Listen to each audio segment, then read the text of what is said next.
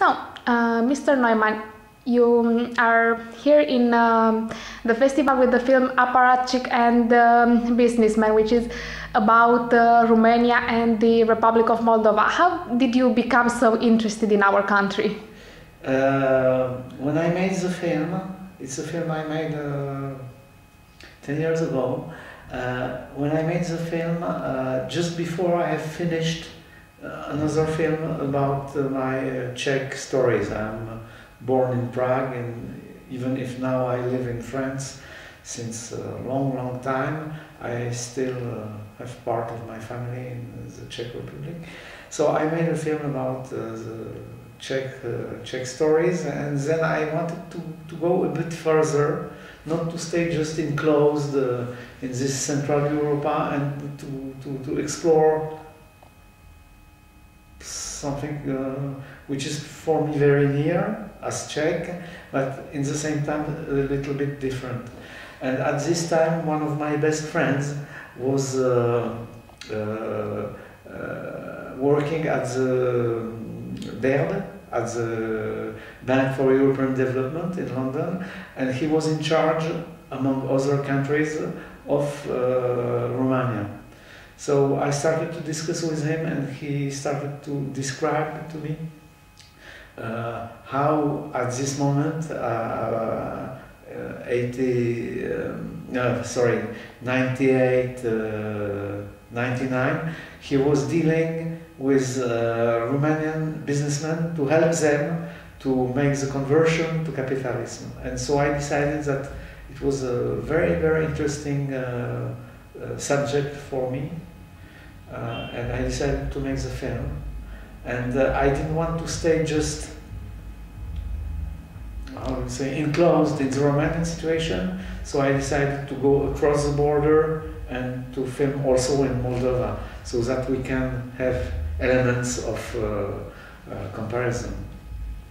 But as always, you know, when you decide to make a film or to explore a situation in a country, the reasons are so different, so various, that it's impossible to just say that there is one reason. I think mostly my main motivation was curiosity. I wanted to see how it works really, this transition from socialism, socialist economy, to capitalism, to see it not only through papers or through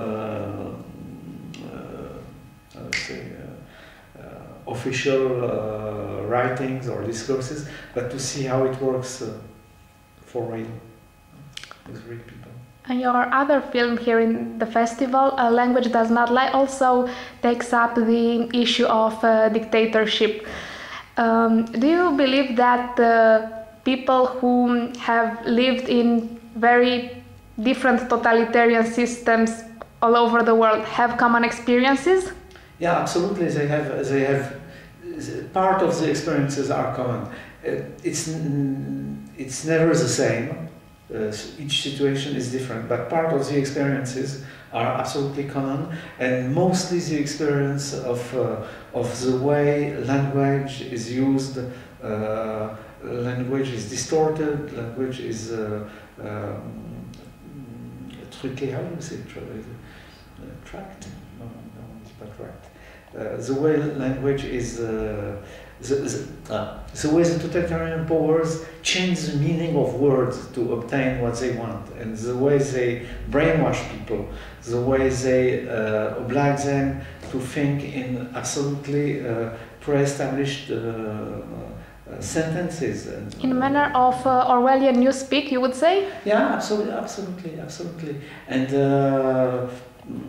Klemperer himself, who has lived under Nazism and made the experience of Nazi language, which he called lingua tertii imperii, language of the Third Reich, when he started his second life under the communist rule, started to write about the language of the Fourth Reich, LQI, because he saw immediately the analogies between the totalitarian language of Nazism and the totalitarian language of Stalinism.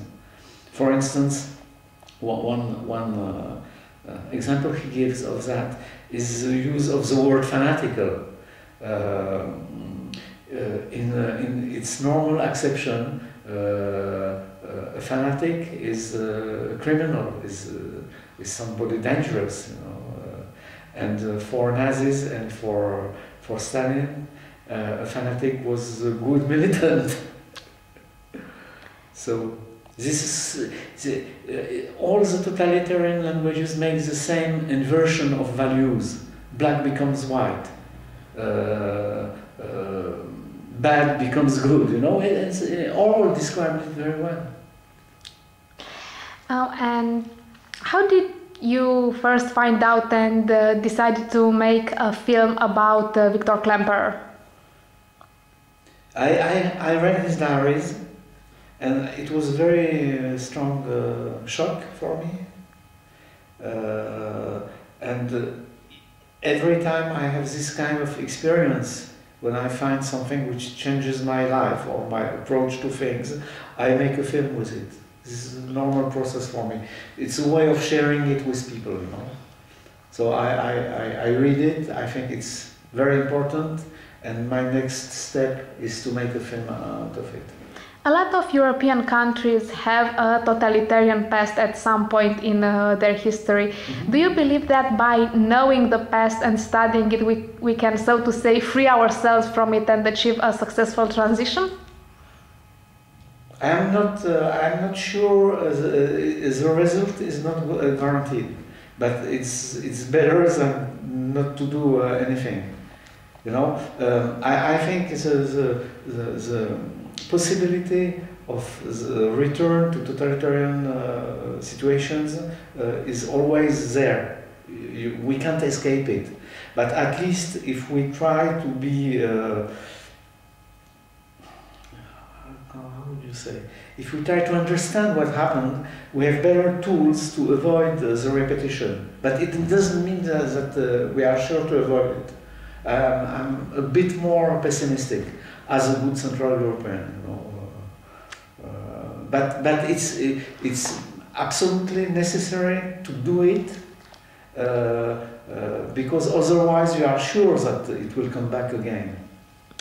So after a dictatorship that left marks in people's lives, in their thoughts, and especially in their language, as you say, how can we relearn to think in a democratic way and in a constructive way for a normal non-totalitarian society after we have formally overthrown the totalitarian regime? I don't know. I don't think there are general answers to that. Everybody must do his own examination of his own consciousness and decide what he wants to do. For me, personally, the work to be done is mostly the work of truth. To look at the reality, to look at the things for real, not to be just kept and taken by big words or big feelings, but always be careful to look at the small details, which very often hold the seeds of what will possibly happen. Klemperer says that if people have really paid attention to what Hitler was saying, instead of saying, oh, it doesn't matter, he says that, but he doesn't think it, if they have really paid attention, they could have avoided Nazism. You know? So I think we must, for me, the lesson is we must be always careful, we must listen really to what is said, and we never, we must always ask ourselves if what is said to us by the government, by the advertising, if it's true or not. Is it true? Not? Okay. Is there anything else that I haven't asked you yet and you would like to say to our public? No, I'm very glad to be back in Bucharest after 10 years. I have a strange feeling arriving here. It's I recognize I've been there 3 or 4 times when I made the film, and I recognized every building I've been in, every street I've been in. In the same time, it's completely different compared to 10 years before. Maybe it's also because it's spring at last, but it's completely different. Completely because in '99 there was still something very tense and gloomy here, as I felt it, and today it's. Thank you very much.